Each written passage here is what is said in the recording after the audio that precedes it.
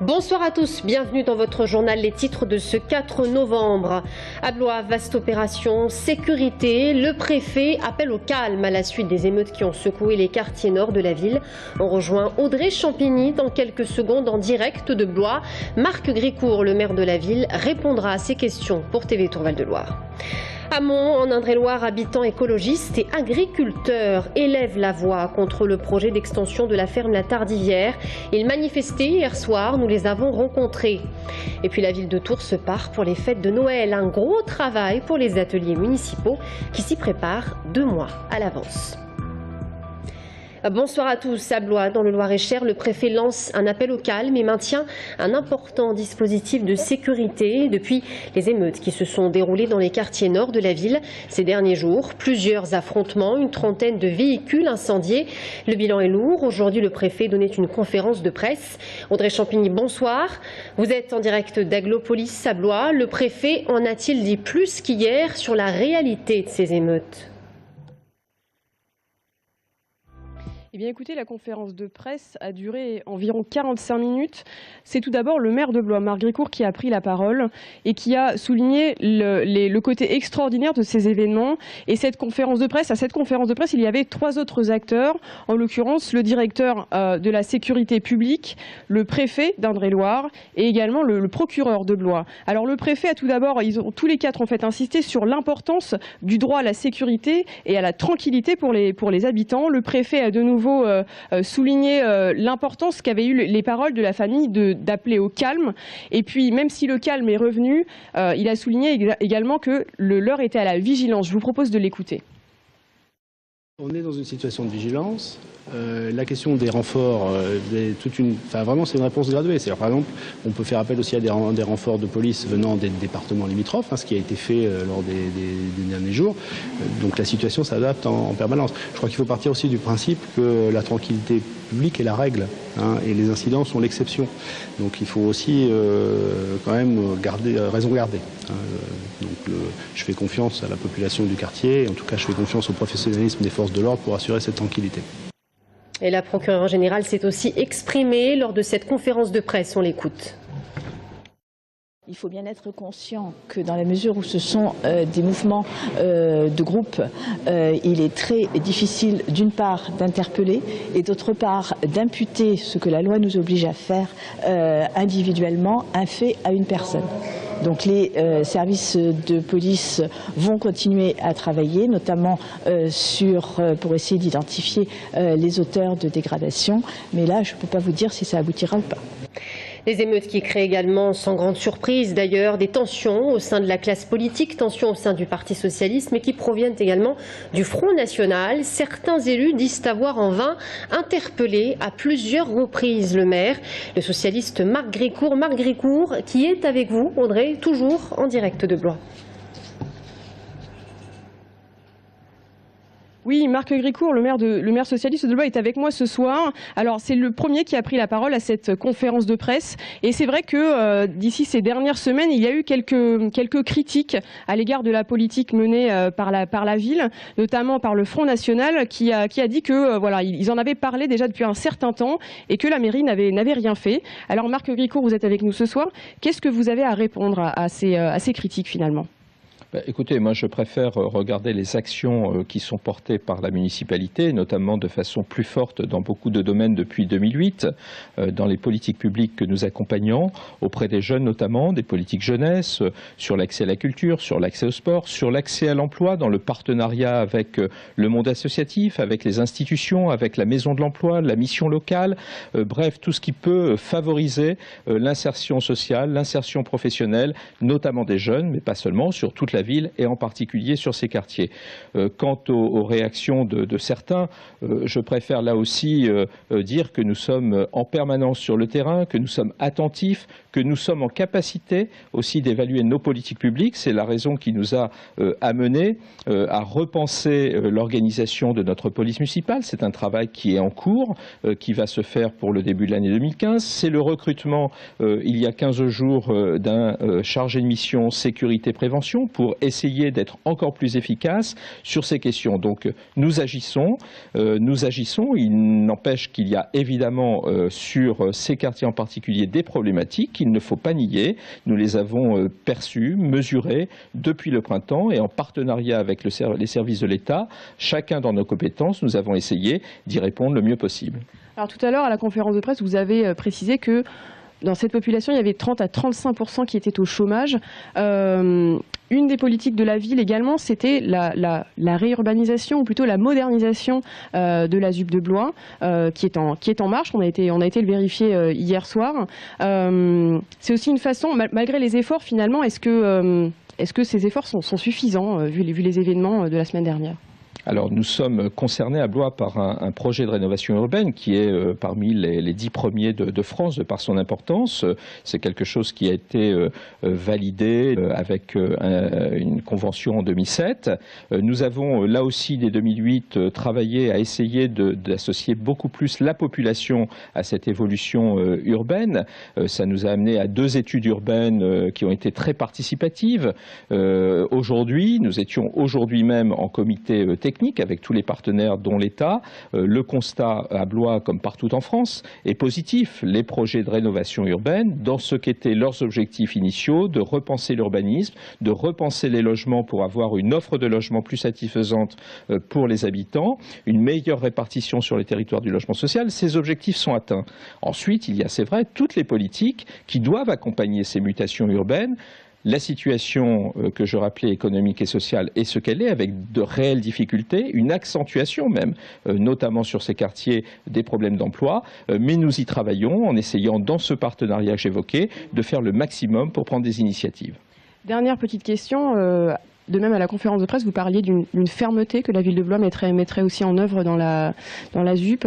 Qu'est-ce que ça va être vos actions là, concrètes dans les prochaines semaines? Vous parliez d'une réunion, notamment à la fin de la semaine, avec les acteurs principaux.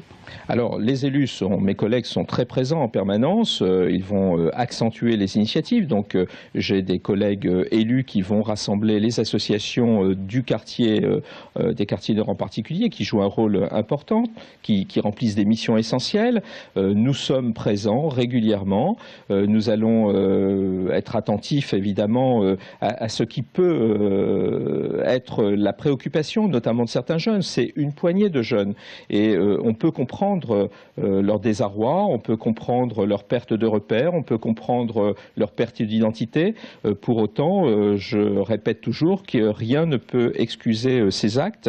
Dans un État démocratique comme le nôtre, on a tous le droit de manifester. Ils peuvent manifester de façon sereine les choses, mais rien ne peut expliquer des actes qui mettent en péril la tranquillité publique. Et donc nous avons cette exigence de fermeté pour le respect des valeurs de la République. Merci Marc Grécourt. Merci Audrey Champigny en direct de Blois avec Guillaume Marc. Voilà ce que l'on pouvait dire ce soir sur les émeutes qui ont secoué les quartiers nord de Blois ces derniers jours. En politique, la campagne ne s'arrête jamais. Hervé Morin, candidat à la présidence de l'UDI, sera à Tours ce soir, 20h30, salle capitulaire des Celliers Saint-Julien. À peine plus loin, sur l'échiquier politique, Bruno Le Maire, candidat, lui, à la présidence de l'UMP, sera à Tours ou bien à Saint-Cyr-sur-Loire. Rien n'est encore sûr pour un meeting, probablement le 20 novembre, un meeting qui fait suite à ceux de Nicolas Sarkozy et Hervé Maréton.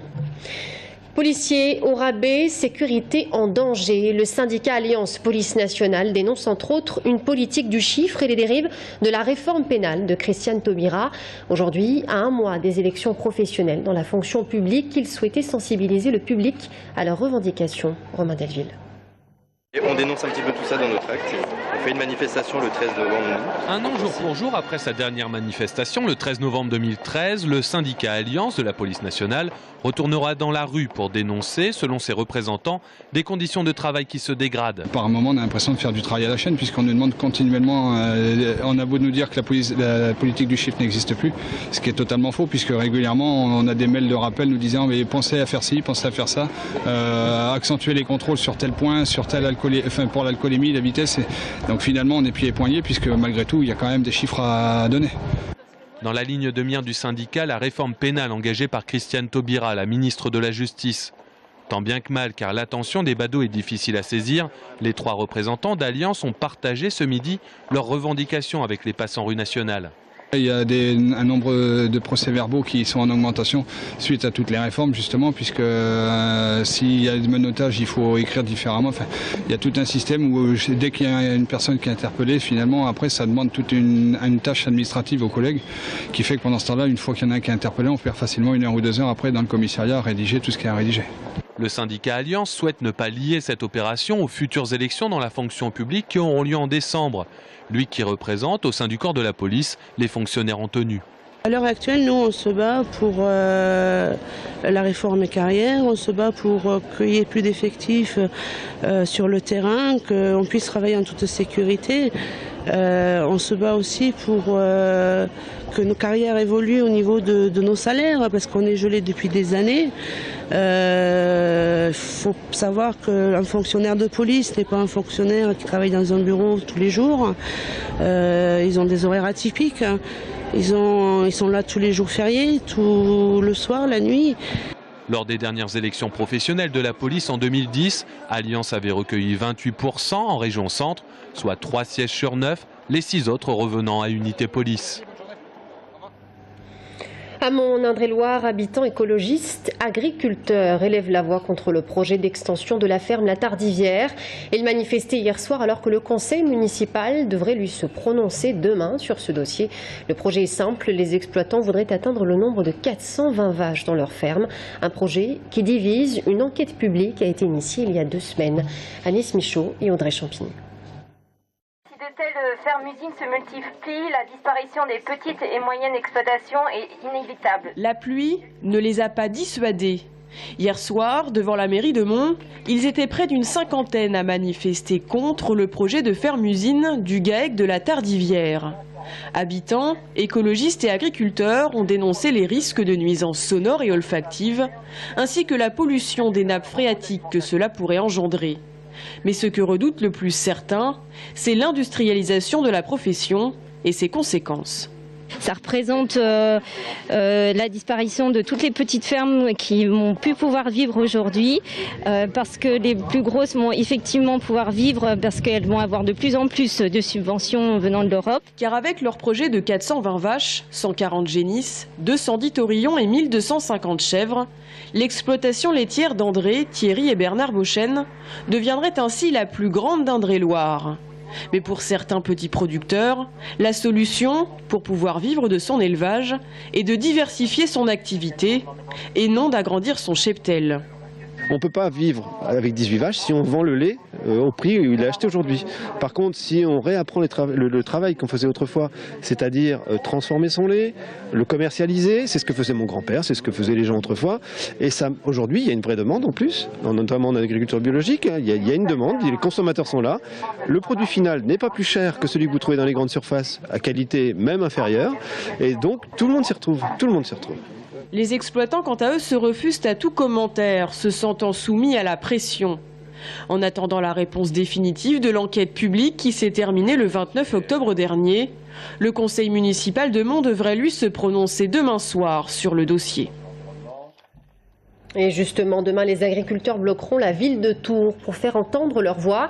Plusieurs rues interdites à la circulation, 60 engins agricoles, notamment des remorques chargées de fumier, partiront du nord et du sud de l'agglomération vers 11 h pour converger vers la place Jean Jaurès. Du nord, les tracteurs partiront de l'avenue Maginot en passant par le pont Mirabeau. Du sud, le point de départ sera donné route de Loches. Les agriculteurs traverseront ensuite l'avenue Gramont. J'ajoute que les itinéraires de ligne fil bleu seront également modifiés. Prenez vos précautions. Et puis de l'embargo russe en passant par le manger français au compte pénibilité, on en parle justement ce soir avec Dominique Malaglu, le président de l'UTCA d'Indre-et-Loire sera notre invité de la rédaction. Tours se part pour les fêtes de Noël entre illumination et chalets qui s'installent notamment sur le boulevard Heurteloup. La préparation des fêtes de Noël représente un gros travail pour les ateliers municipaux. Ils s'y préparent 2 mois à l'avance. Guillaume Marc. De la pluie pour se souvenir que nous sommes en automne et des guirlandes pour garder en tête que Noël arrive à grands pas. À 2 mois des fêtes de fin d'année, Tours a déjà enfilé son costume d'apparat. 1200 motifs, 7 km de guirlandes soigneusement préparés ici dans les ateliers municipaux. On va essayer de le faire tourner là, si c'est possible, en le soulevant un peu, en passant par-dessus les caisses. Cette enseigne, par exemple, sera l'une des dernières installées. Alors ça, c'est un motif que l'on met en tête du boulevard Horteloup pour le marché de Noël, là où il y a tous les chalets. D'accord. Donc on le pose là et ça reste tout le temps du marché. Coût des illuminations, 400 000 €. Attends, faut soulever à gauche. Autre chantier, dans le centre-ville cette fois. Il faut préparer le marché de Noël. 56 chalets au total, une véritable course contre la montre.